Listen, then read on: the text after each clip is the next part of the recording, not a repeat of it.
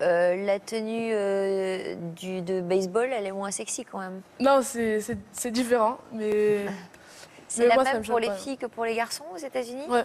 Il y a ces espèces de grandes chemises là. Oui, on est en chemise avec un pantalon Mm. et voilà. Bon.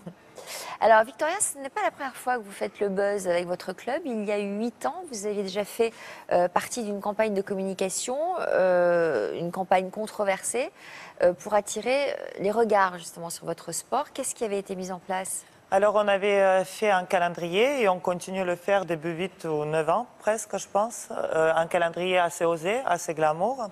Et c'est déjà, voilà, comme vous avez bien dit, attirer les regards vers notre sport parce que malheureusement, ça attire beaucoup plus facilement les médias avec ce genre de photos qu'avec des titres. Et de l'autre côté, on voulait aussi faire une sorte de communication pour montrer que la femme sportive aussi peut être jolie, glamour, sexy, pour casser cette image de femme sportive très baraquée, très masculine, etc. C'était voilà, une idée qu'on a eue et ça marche plutôt bien. Ce calendrier est très connu dans le monde du sport et dans le monde entier. On a beaucoup de demandes de plein de pays improbables. Aujourd'hui, c'est maintenant en pose nue hein, plutôt. C'est ce que font les rugbymen. hein, par exemple. Ouais. Laurent, vous en pensez quoi, vous? Oui, puis personne n'a dit pour les rugbyman que c'était sexiste. Hein, bon, après, c'est vrai que c'est une mode.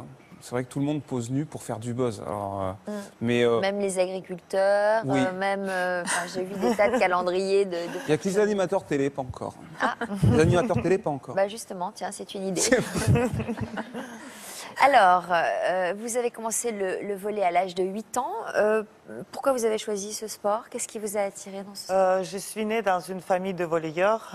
Mes deux parents ils faisaient du volley à haut niveau. Ma grand-sœur aussi. Je pense que je n'avais pas vraiment le choix. Alors, vous avez été repéré par un recruteur en 1995. À ce moment-là, vous avez rejoint le club de Cannes. On gagne bien sa vie quand on est joueuse de volley professionnelle? C'est peut-être le cas dans notre club. On gagne correctement notre vie, mais c'est loin de salaire de footballeur. J'en parle même pas, de rugbymen, de même handballeurs et de basketteurs. Ça n'a rien à voir. Maintenant, ça nous permet de y vivre. Ça, c'est bien. Et ce n'était pas le cas début très longtemps. Grosse disparité entre les hommes et les femmes, j'imagine? Peut-être encore oui. plus dans le sport? Oui, dans le volley, il y a beaucoup. Peut-être nous, dans notre club, parce que c'était un des clubs les plus riches en France, on a peut-être un peu moins souffert que les autres.